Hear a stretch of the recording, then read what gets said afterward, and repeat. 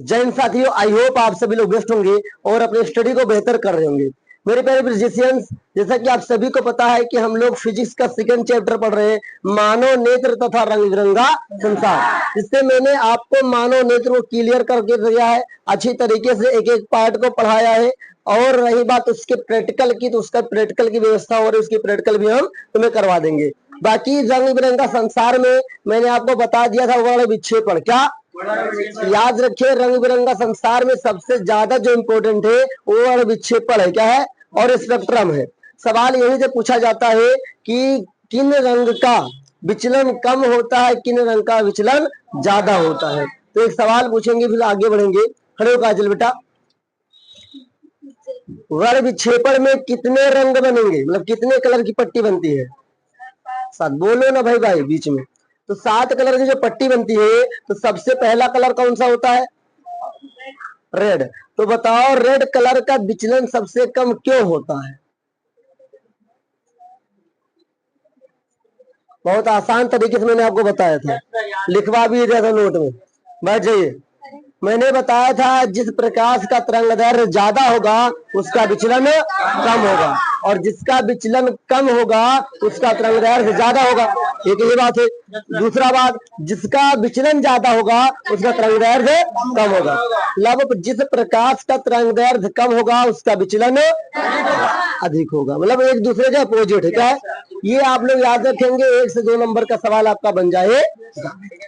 इसी के ऊपर बेसिक है कि खतरे का रंग लाल क्यों होता है? क्योंकि खतरे का रंग लाल इसलिए होता है क्योंकि लाल प्रकाश का विचलन कम होगा।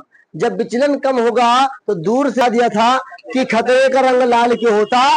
खतरे का रंग लाल इसलिए होता है क्योंकि खतरे का जो रंग है, प्रकाश है, उसका परिकिरण आज समझाऊंगा, लेकिन वहां पे मैंने तरंगदैर्घ्य बताया था। तरंगदैर्घ्य सबसे ज्यादा होता, और जिस प्रकाश का तरंगदैर्घ्य सबसे ज्यादा होता है उसका विचलन सबसे कम होता। ये हम लोग पढ़ के रखे हैं। इसी के बेस पर हम आज कुछ हेडिंग्स को समझने वाले।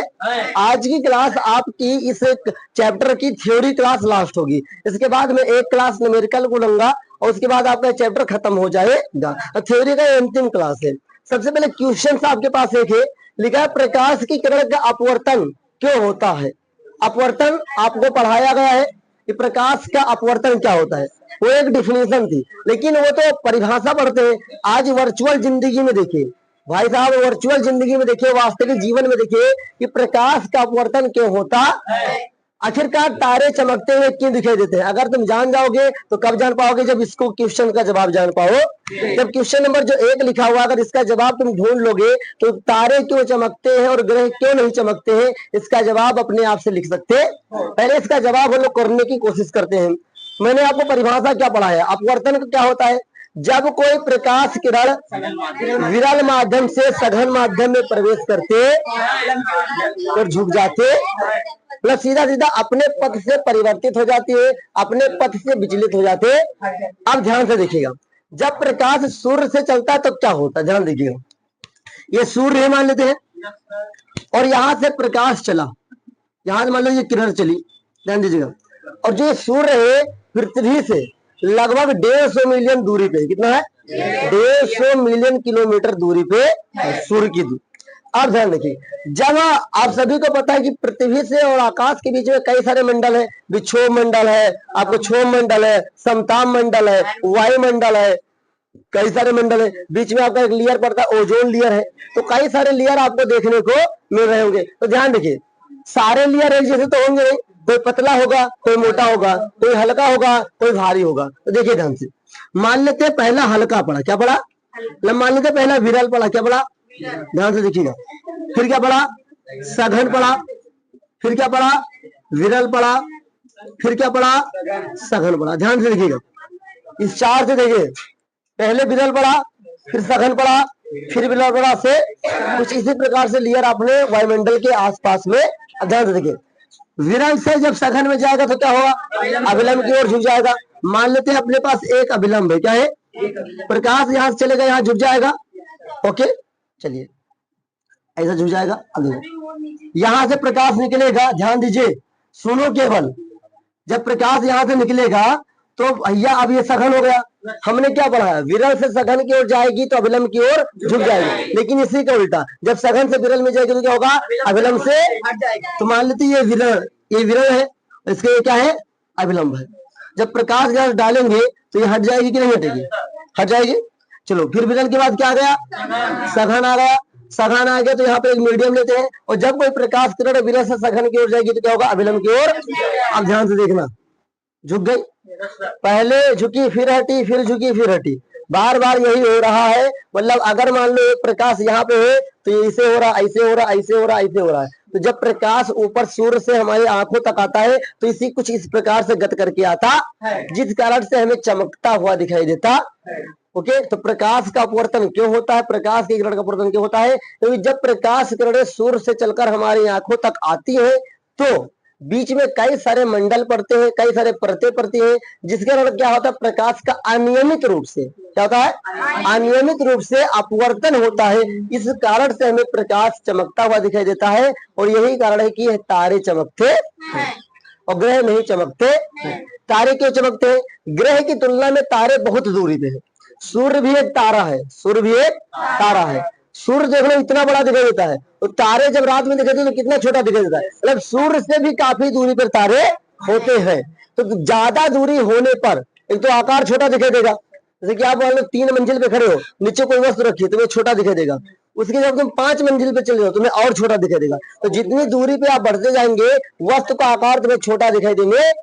अब जब ऊपर से प्रकाश, चूंकि भैया 150 मिलियन दूरी से आ रहा है, तो वही प्रकाश कई बार टकराया है, कई बार उसका विचलन हुआ, कई बार अपवर्तन हुआ, इस कारण से क्या हुआ, रास्ता बदलता, और इसी कारण से तारे चमकते हुए दिखाई देते हैं और ग्रह चमकते हुए नहीं दिखाई देते।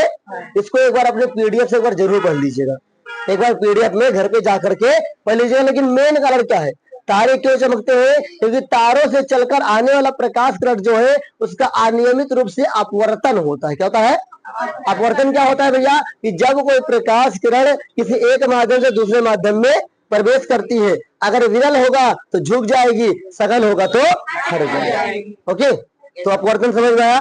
बस वही कॉन्सेप्ट वही है जो अपवर्तन आपने पढ़ के रखे, क्योंकि ये वर्चुअल जिंदगी की घटना है। यहाँ से 2 सवाल पूछता है, सवाल पूछेगा तो सवाल पूछता है कि प्रकाश किरण का अपवर्तन जो होता है इस कारण से कौन सी घटनाएं आपको देखने को मिलती हैं, तो तारों का चमकना आपको दिखाई देता है। दूसरा सवाल पूछ सकता है तारे क्यों चमकते हैं, तो तारा प्रकाश के अपवर्तन के कारण चमकते और अनियमित अपवर्तन होता है। क्या होता है, कभी कभी इसको आप अनियमित विचलन भी बोल सकते, मतलब अनगिनत बार इसका विचलन हुआ, अनगिनत बार ये रास्ता को भटका हुआ।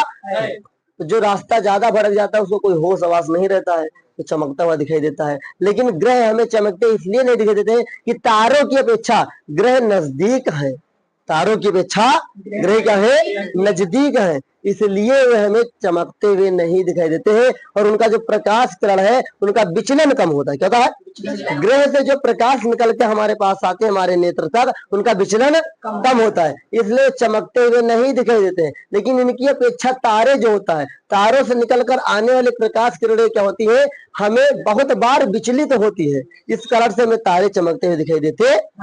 पहला जवाब हो चुका। ओके, सवाल यही से पूछेगा यहाँ से कि तारे क्यों चमकते हैं और ग्रह क्यों नहीं चमकते। मैंने समझा दिया है, एक बार अपने बुकलेट में, आपकी बुकलेट जो आपको मिली है उसमें सब कुछ लिखा हुआ है, एक बार पढ़ लीजिएगा, ठीक है। अब जो मैं दूसरा सवाल आपके सामने करने जा रहा हूँ ये वेरी इंपॉर्टेंट है, श्वेत प्रकाश के स्पेक्ट्रम का पुनर्योजन। मैंने आपको पिछली क्लास में बताया था कि किसी एक प्रकाश किरण को जब प्रिज्म से हम गुजारेंगे तो 7 पट्टी में बदल जाता है, लेकिन अगर हम उसका उल्टा कर दें तो वो फिर से श्वेत प्रकाश में बदल जाता है। इसको देखिएगा कैसे, कोई घबराएगा नहीं, बहुत ही आसान है, ध्यान देखिएगा। पुनर्योजन करने के लिए 2 प्रिज्म का उपयोग करना होता है, और आपके पास बुकलेट होगी तो ये चित्र आपके सामने होगा जरूर से। ये चित्र देखिएगा, आपके बुकलेट में ये चित्र होगा, ठीक है मिला। अब इसी को हम इस पे काम करेंगे। देखिए होता क्या है, प्रकाश के पुनर्योजन करने के लिए 2 प्रिज्म की जरूरत होती है, कम से कम 2 प्रिज्म का, कम से कम। अब देखिए कैसे, ध्यान दीजिएगा। एक प्रिज्म हमारे पास ये है, ओके, और एक प्रिज्म क्या है, ये है। लेकिन क्या होता है, एक दूसरे को उल्टा रखा जाता क्या बेटा नहीं दिख रहा? एक मिनट बंद करो। तो ध्यान दीजिए, प्रकाश के श्वेत प्रकाश के स्पेक्ट्रम को पुनर्योजन करने के लिए दो प्रिज्म की जरूरत होते, एक को सीधा रखेंगे, एक को उल्टा रखेंगे। अब ध्यान रखिए, जब हम लोग यहाँ पर श्वेत प्रकाश लेंगे, क्या है श्वेत प्रकाश? ओके, श्वेत प्रकाश क्या है? एक बार एक सवाल पूछ ले, उसके बाद आगे बढ़ते हैं। ओके, खड़े प्राची बिटिया बताओ, श्वेत प्रकाश किसे कहते हैं? कौन बताएगा श्वेत प्रकाश किसे कहते हैं भाई? बैठ जाओ। सूर्य के प्रकाश को श्वेत प्रकाश कहा जाता है, मैंने बताया था आपको। सूर्य के प्रकाश को श्वेत प्रकाश कहा जाता है। ओके, और जो 7 रंगों से मिलकर बनता है प्रकाश, वो श्वेत प्रकाश कहते हैं। ध्यान दिखिएगा, कभी कभी पूछ लेता है में कि श्वेत प्रकाश किसे कहते हैं, या सूर्य के प्रकाश को किस नाम से जाना जाता है? तो श्वेत प्रकाश के नाम से जाना जाता है। तो जब श्वेत प्रकाश यहाँ से गुजरेगा, ध्यान दीजिएगा, यहाँ श्वेत प्रकाश जब गुजरेगा इससे, तो इससे पहले एक लेयर होगी। जब इसके अंदर जाएगा तो ये बटना शुरू हो जाए, और जैसे जैसे बाहर निकलेगा कई लेयर में बट जाता। ध्यान दीजिएगा, झुकता जाएगा, कई लेयर होंगे। हमने केवल 3 दिखाने के लिए बनाया। अब इसका उल्टा है, ध्यान दीजिएगा। क्या बेटा? जब कोई श्वेत प्रकाश एक प्रिज्म से गुजारेंगे तो क्या होगा? उससे क्या होगा? विचलन होगा। यहाँ ध्यान देने की बात क्या है कि ऊपर से नीचे की ओर आया है। अब उल्टा प्रिज्म लगा है तो ये क्या होगा? नीचे से ऊपर की ओर जाएगा। तो होगा क्या? यहाँ पर विचलित प्रकाश था, यहाँ पे टूटा हुआ प्रकाश था, और जब ये उल्टा प्रकाश प्रवेश करेगा फिर से प्रिज्म में, तो ये क्या होगा? उस साइड में आपको एक किरण दिखने लगेगी। इसी को बोलते हैं क्या साथियों? श्वेत प्रकाश का पुनर्योजन। क्या बोलते हैं? पुनर्योजन का मतलब कि पुनः श्वेत प्रकाश को प्राप्त करना, पुनः फिर से श्वेत प्रकाश को प्राप्त। इसको आप कर भी सकते हैं, घर पे भी कर सकते हो। मैं अगर टाइम मिलेगा तो करके जरूर दिखाऊंगा आपको कि कैसे इस प्रकार से होता है। ये केवल आप टार्च से नहीं कर पाएंगे, इसके लिए घाम का होना जरूरी है। श्वेत प्रकाश और सूर्य के प्रकाश में ही घटना हो सकती है। तो यहाँ देखिएगा ध्यान से, यहाँ पे कैसे करेंगे? 2 प्रिज्म लेंगे, एक प्रिज्म को सीधा रखेंगे, एक प्रिज्म को उल्टा रखेंगे। जब यहाँ से कोई श्वेत प्रकाश गुजरेगा तो उधर तो 7 पट्टी में बन जाएगा, फिर इसी का उल्टा जब इधर से गुजरेगा तो ये फिर से श्वेत प्रकाश में बन जाएगा। ओके, यही है। बाकी इसको आप लोग, आपके पास बुकलेट उसे पढ़ लीजिएगा। समझना केवल इतना है। कभी कभी पूछ लेता है कि श्वेत प्रकाश के पुनर्योजन करने के लिए कितने प्रिज्मों की जरूरत होते? 2 प्रिज्मों की जरूरत होते। एक को सीधा रखा जाता है, एक को उल्टा रखा जाता। ध्यान से पढ़िएगा तभी आपको समझ में आएगा। एक ही इसका ये 1 नंबर सवाल तो 1 नंबर का है, लेकिन 1 नंबर तुम्हें खतरे के लिए है। OMR में तुम टिक कर रहे हो, टिक कर डालो एक बार, और बाद में तुमको सही भी याद होगा तो फिर कोई फायदा नहीं है। कि तुम OMR को काट भी नहीं सकते हो अब, इसलिए एक नंबर आपके लिए वेरी इंपॉर्टेंट है। लिखने वाले में तुमको 1 नंबर मान लो गलत है तो कम कर देगा, लेकिन हाँ भाई नहीं मिलेगा भाई, OMR सीट नहीं मिलेगी दोबारा। इसलिए आप जब भी आप करें ध्यान पूर्वक पढ़े। ध्यान दीजिए आगे। अगला सवाल है इंद्रधनुष। क्या है? जिसे इंग्लिश में बोलते हैं रैम्बो। क्या बोलते हैं? ध्यान दीजिएगा, अगला आपका क्या है? रैम्बो। इंद्रधनुष। इंद्रधनुष क्या है? जिसकी से 2 सवाल आता है। क्या आता है? या तो इंद्रधनुष लिखने के लिए आता है, दूसरा सवाल पूछता है इंद्रधनुष कब बनता है और कहाँ बनता है। इंद्रधनुष कब बनता है और कहाँ पर बनता है? तो याद रखिए, इंद्रधनुष हमेशा अगर वायुमंडल में बन रहा है तो बरसात के बाद बनेगा। क्या बनेगा? बरसात के बाद बनेगा, और हमेशा सूर्य के विपरीत दिशा में बनेगा। अगर सूर्य की स्थिति उस समय पश्चिम दिशा में है, मतलब शाम के समय, तो पूरब की दिशा में बनेगा इंद्रधनुष। अगर सूर्य की स्थिति पूरब दिशा में है तो कहां पर बनेगा? पश्चिम दिशा में। हमेशा जो इंद्रधनुष बनता है ये सूर्य की दिशा स्थिति के विपरीत दिशा में बनता। सवाल यहीं से पूछता है कि इंद्रधनुष कहां पर बनता, तो हमेशा सूर्य के स्थिति के विपरीत दिशा में बनता। मतलब अगर सूर्य पूरब में है तो पश्चिम में बनेगा, अगर सूर्य पश्चिम में है तो पूरब में बनेगा। ये तो हो गया। दूसरा पूछता है इंद्रधनुष कब बनता, तो बारिश के बाद बनता है। क्या बनता है? अब क्यों बनता है ध्यान दीजिएगा। हमने क्या बताया अभी आपको? प्रिज्म दिखाया कि जब प्रिज्म से कोई प्रकाश श्वेत प्रकाश गुजरेगा तो 7 रंगों में बट जाता। ठीक उसी प्रकार जब बारिश होती है, बारिश जब रुक जाती है तो जो वायुमंडल में पानी होता है, नमी होता है, वो पूरा तो धरती पर ले जाता है, कुछ बूंदे तो ऊपर रहती है भैया। तो जो बूंदे होती है, छोटी छोटी बूंदे, वो प्रिज्म के भांत काम करते, प्रिज्म की तरह काम करते। ध्यान दीजिए, आपके घर पे अगर नल लगा है और पानी एक एक बूंद गिर रहा है, तो अगर टार्च जलाएंगे तो आपको प्रकाश का अपवर्तन दिखाई देगा। क्या दिखाई देगा? प्रकाश का अपवर्तन। तो जो प्रकाश का अपवर्तन है, ये क्या है? बेसिकली एक प्रकाश की घटना है। क्या है? एक प्रकाश के द्वारा क्या है? घटना है, जो वायुमंडलीय घटना है। इंद्रधनुष क्या है? वायुमंडलीय घटना है। वायुमंडलीय अपवर्तन के कारण ही इंद्रधनुष बनता है। क्यों बनता है? क्योंकि जब साथियों बरसात हो जाती है, बरसात के बाद बहुत सारा पानी की बूंदे वायुमंडल में टिकी रहते। अब देखिए कैसे क्या होता है। मान लीजिए सूर्य है, क्या है? ओके, यहाँ पर एक आदमी खड़ा हुआ है, ए। क्या है? यहाँ पर एक आदमी क्या खड़ा है? ए। ओके, और ये सूर्य है, क्या है? ध्यान दीजिएगा। और ये मान लेते हैं वायुमंडल है। क्या है? क्या है? छोटी छोटी बूंदे मान लेते हैं। ध्यान दीजिएगा, सूर्य की प्रकाश यहां से आएगा, यहां पर क्या है? वायुमंडल है। क्या है? हमने क्या बताया? इसका अनियमित रूप से क्या होगा? अपवर्तन होगा, विचलन होगा। कैसे प्रकाश किरणें आ रही हैं, ध्यान दीजिएगा। तो होता क्या है साथियों, यहां से टकराया, फिर ऐसे आएगा, फिर टकराएगा, फिर ऐसे ऐसे कई सारी प्रकाश किरणें आएंगी। क्योंकि श्वेत प्रकाश है। क्या है? और श्वेत प्रकाश जब प्रिज्म से टकराता है तो उसके बाद जो अपवर्तन होता है उसमें 7 रंगों में बट जाता। केवल प्रकाश नहीं 7 रंगों में बटेगा, श्वेत प्रकाश। क्या? केवल अगर ऑब्जेक्टिव में पूछ सकता है कि अगर स्पेक्ट्रम बनेगा तो किस प्रकाश से, केवल प्रकाश से या श्वेत प्रकाश से? तो श्वेत प्रकाश। क्या? श्वेत प्रकाश बहुत जरूरी है स्पेक्ट्रम के लिए। तो चूंकि श्वेत प्रकाश सूर्य से निकल के आया है और यहाँ प्रकाश की जो बूंदे हैं एक प्रिज्म की भांति कार्य कर रहे, तो बार बार इसका अपवर्तन होगा, तो इस कारण से हमें तो चमकता हुआ दिखाई देगा ही, और साथ में हमें क्या दिखाई देगा? ये इंद्रधनुष 7 रंगों में दिखाई देता है। आपके पास बुकलेट होगी तो ये देखिएगा, ये चित्र आपके पास होगा। क्या? इंग्लिश में सब कुछ लिखा हुआ है। यहाँ पे लिखा है white light sun from sun, मतलब सूर्य की सफेद किरणें यहाँ आती हुई, ये वायुमंडल है। क्या है? मतलब ये बूंद का काम कर, क्या है? बूंद यहाँ टकराएगी, फिर वापस हमारे पास आए। तो चूंकि ये प्रिज्म के भांति कार्य कर रहा है तो अपवर्तन के बाद 7 रंगों में बट जाएगा, और इस कारण से हमें इंद्रधनुष दिखने लगता। इंद्रधनुष को एक बार पढ़ देता हूँ, एक बार पढ़ लीजिएगा। इंद्रधनुष एक प्रकार का क्या है? प्राकृतिक स्पेक्ट्रम है। क्या है? जो कि आकाश में प्राय वर्षा के तुरंत बाद दिखाई देता। इंद्रधनुष वायुमंडल में उपस्थित जल की सूक्ष्म बूंदों, वेरी इंपॉर्टेंट है, अगर सूक्ष्म बूंदे नहीं लिखोगे तो बहुत गलत हो जाएगा। सूर्य के प्रकाश के परिक्षेपण के कारण प्राप्त होता। वर्षा के बाद वायुमंडल में उपस्थित जल की सूक्ष्म बूंदे छोटे प्रिज्मों के तरह कार्य करते। इस कारण से हमें क्या? इंद्रधनुष बनता हुआ दिखाई देता।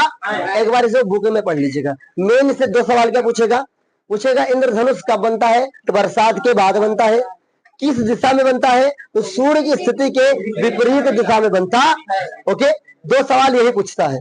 बाकी अगर 2 नंबर में सवाल आया लिखने के लिए तो आपको यही पूछेगा, लिख दीजिएगा, बना के लिख दोगे तभी सही रहेगा। इंद्रधनुष क्यों बनता है?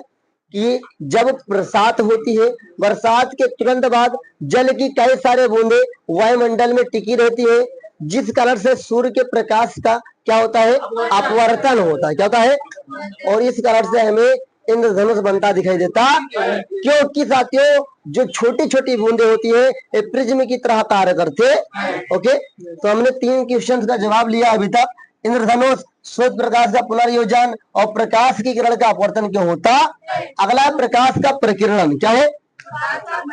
प्रकाश का प्रकीर्णन एक प्रकार से भी प्राकृतिक घटना है साथियों, और प्रकाश का प्रकीर्णन आपके बुकलेट में जो होगा, शायद आपको मिला होगा, लिखा है, देखिए यहाँ पे मिला। अब ध्यान दीजिएगा, इसमें एक शब्द है निलंबित। क्या है? निलंबित मतलब होता है बहुत ही छोटे छोटे। क्या है? बहुत ही छोटे छोटे। मैंने आपको टिंडल प्रभाव बताया था। मैंने बताया था कि आपको अगर आप यहाँ पे देख रहे हैं भाई साहब, तो आपको कोई छोटा छोटा कण नहीं दिखाई दे रहा है, लेकिन अगर यहाँ पर अंधियाला कर दिया जाए और छोटा सा एक छेद कर दिया जगह पर दीवार में और सूर्य की किरणें आए तो तुम्हें बहुत से छोटे छोटे कण दिखाई देंगे। आपने अपने घर पे भी देखा होगा कि रोशनदान से जब रोशनी आती है और क्या होता है, छोटे छोटे कण तुम्हें दिखाई देते हैं। झाड़ू वगैरह लगाओ या न लगाओ तब भी दिखाई देता। तो क्या है, वो प्रकाश का प्रकीर्णन के कारण ऐसा दिखाई देता। ध्यान दीजिएगा, प्रकाश का प्रकीर्णन क्या होता है, जब प्रकाश सूर्य से निकलता है और हमारी आंखों तक आता, तो चूंकि वायुमंडल में बहुत सारे सूक्ष्म कणे हैं, निलंबित कणे हैं, तो उसका अनियमित क्या होता है, विचलन होता है या अपवर्तन होता है, उसी को प्रकाश का प्रकीर्णन कहते हैं। प्रकाश के प्रकीर्णन के कारण कई सारी घटनाएं आपको देखने को मिलती हैं। प्रकाश का प्रकीर्णन क्या है, एक प्रकार का अपवर्तन तो ही है। ओके, परावर्तन है, अपवर्तन क्या है, अपवर्तन। उसके बाद लिखा टिंडल प्रभाव। क्या लिखा है, टिंडल प्रभाव। मैंने आपको पिछली क्लास में बताया था, इसमें एक बार दोबारा दोहरा दे रहा हूँ। टिंडल प्रभाव क्या है, एक प्रकाश का प्रकाशिक घटना है। क्या है, जब प्रकाश की एक किरण या कई सारे प्रकाश किरणें एक सूक्ष्म छिद्र से, सूक्ष्म दरार से आती हुई दिखाई देती है, तो क्या है, टिंडल प्रभाव से कहते।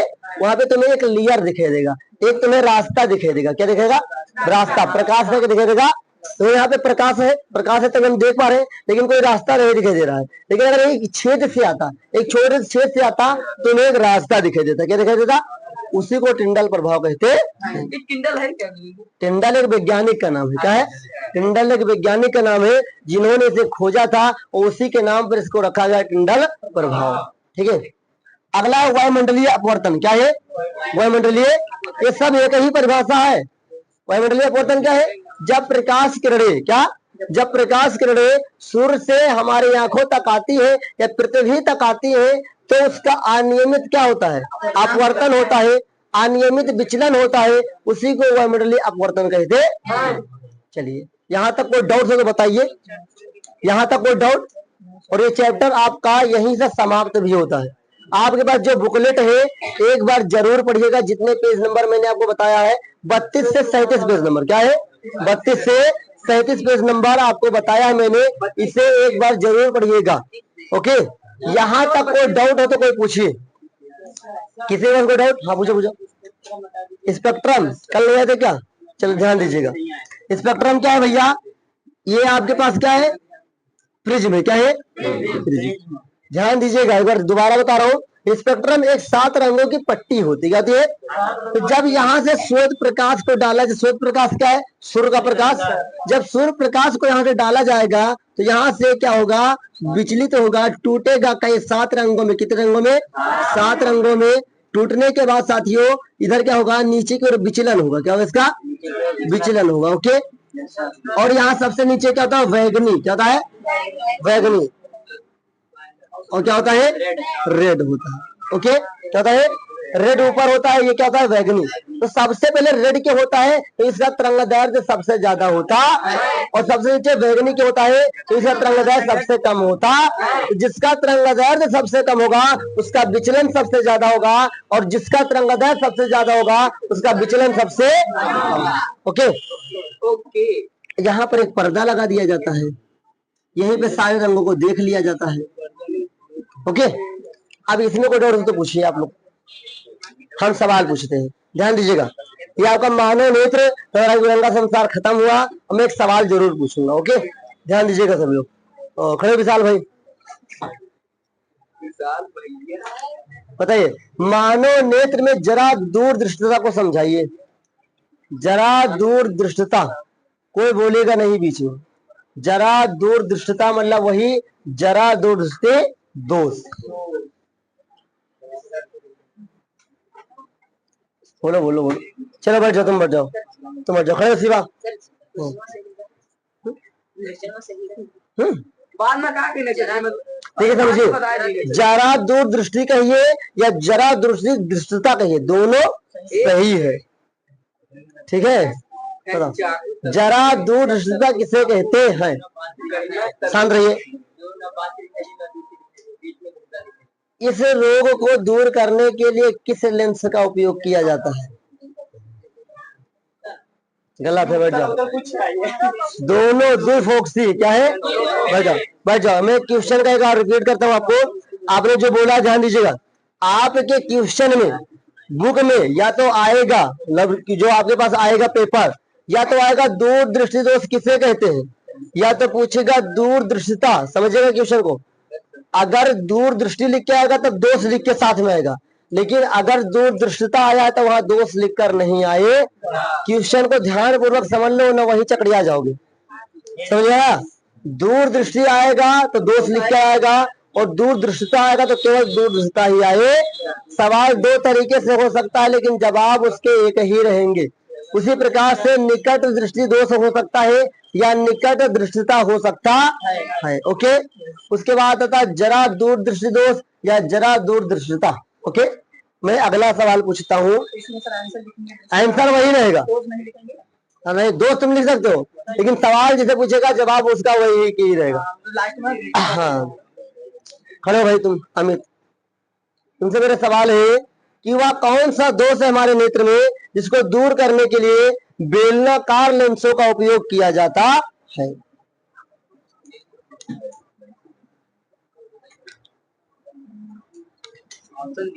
ऑप्शन क्यों दे भाई, बैठ जाओ। ऑब्जेक्टिव नहीं है। अगर मान लो एक नंबर लिखने के लिए आ गए तो बताओ भाई क्या होगा, बताओ विशाल, बताओ बताओ विशाल क्या है। अबिंदुता क्या है, अब ये बताओ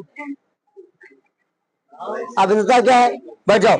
अबिंदुता क्या है, एक प्रकार के नेत्र के अंदर होने वाला रोग है जिसके कारण समान रखी वस्तुएं हमें समान आकार की नहीं दिखाई देते है। दूसरा मेन कारण क्या है, इसमें नेत्र गोलक का अनियमित आकार। ओके, तो बैठ जाइए आप लोग। और मेरा आपसे निवेदन है कि जो मैंने आपको पढ़ाया है शुरू से लेकर अंत तक इस चैप्टर में, चाहे वो प्रकाश वाला हो, चाहे वो मानव नेत्र से संबंधित रोग हो, चाहे मानव नेत्र के पार्ट हो, चाहे वो रंग बिरंगा संसार हो, चाहे वो इंद्रधनुष हो, ये सारे आपको रिवीजन करना चाहिए।